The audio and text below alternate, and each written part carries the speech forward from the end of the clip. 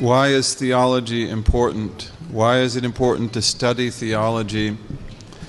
Does that maybe our not studying theology very much reflect itself in the crisis of our community? Well, that's a really good question. In answering that question as a beginning, I would like to say that theology, like other types of knowledge in Islam, has different parts to it. In Islam, we always have things that everyone is required to believe or do or not do. Those are the foundations. And those are the things that are absolutely clear in the Quran and the Sunnah. So when we talk about theology, you have theology which is just basic aqeedah. It is basic creed. And that is relatively straightforward and relatively simple. But it is the first obligation of every Muslim to learn it. And it's very, very important. And it should not be taught in a superficial way. It should be taught in a sufficiently sound way.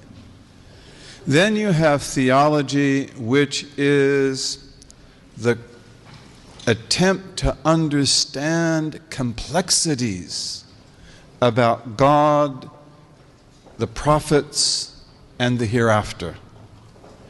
And that type of theology is based on the foundations. It's got to be based on the foundations. But it has in it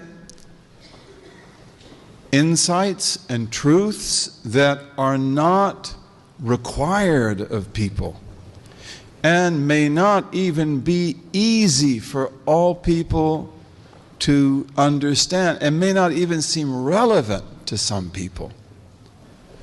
So that is not required of every individual, but it is required of the community. And anything like that that is required of the community, we call it fard kifaya, community obligation, societal obligation. Then there must be an adequate number of men and women of knowledge who are good at that, who know it really well. Okay, so that's the first thing, that there is a basic creed that we all are required to learn. And it's very simple and very straightforward. Okay, that is regarded as the first obligation of Islam. And that means to say it's the most important obligation of Islam. Many of us learn to pray when we're 7 years old. Or we learn to make wudu when we're 7 years old, maybe even earlier. And that's before we're required to know theology. And we don't wait to pray until we learn basic creed. But basic creed is very important. And it should be done sufficiently well.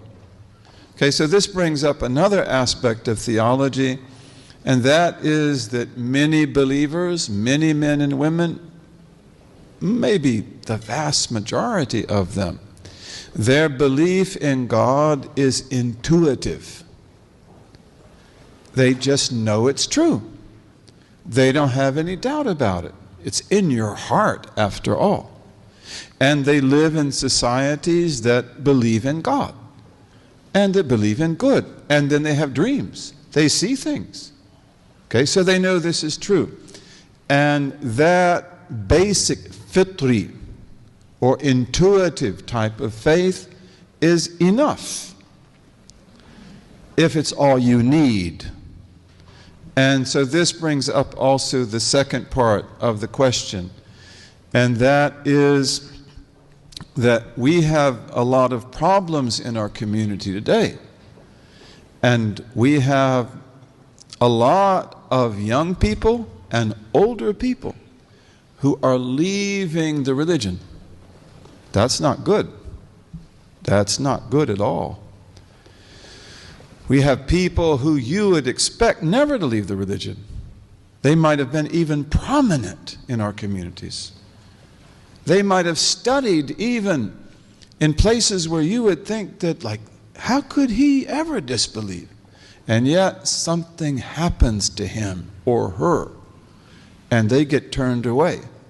That's bad news. That's very bad news. One of my best friends, that happened to him.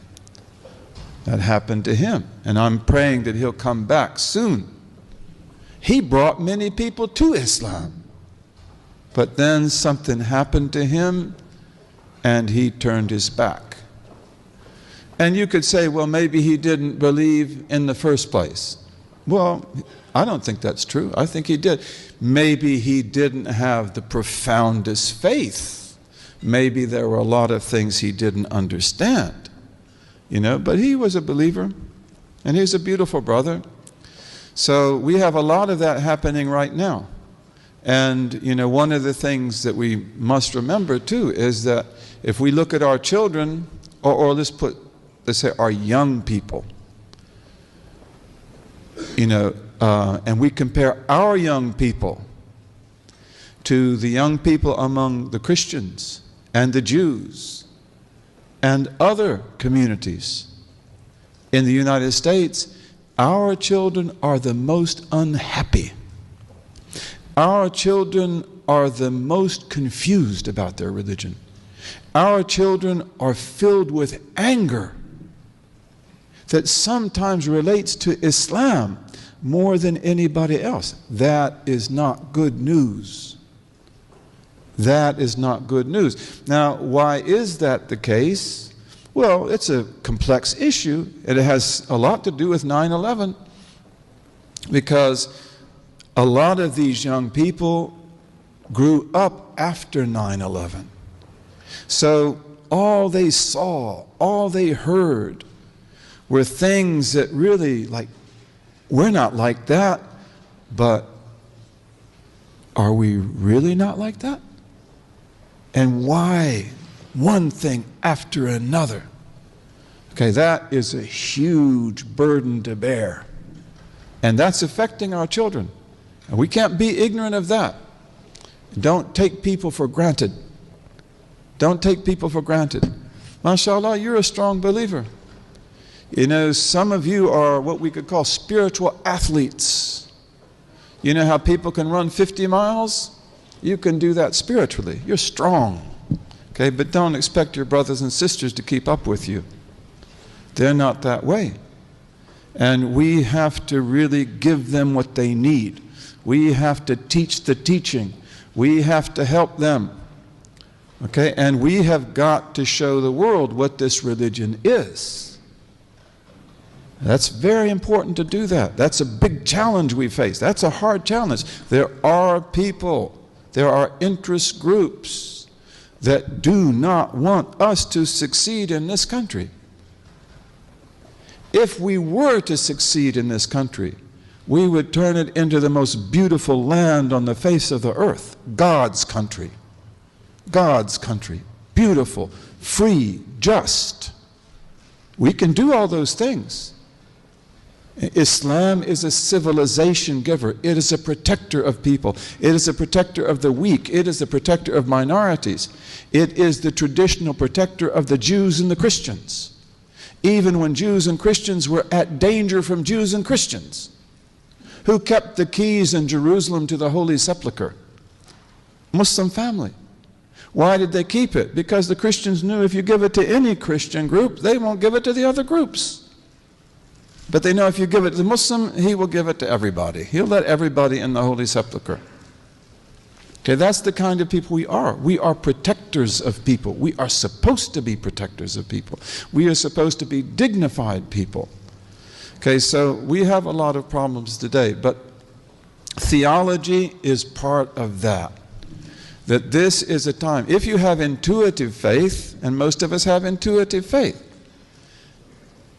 you may never need more than that, but there's a danger with intuitive faith.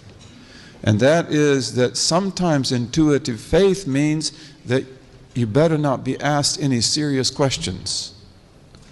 Because maybe people, like, you believe in this, but then people come, but did you ever think about this? Did you ever think about this? Does this make sense? And you say, well, I never did think about that.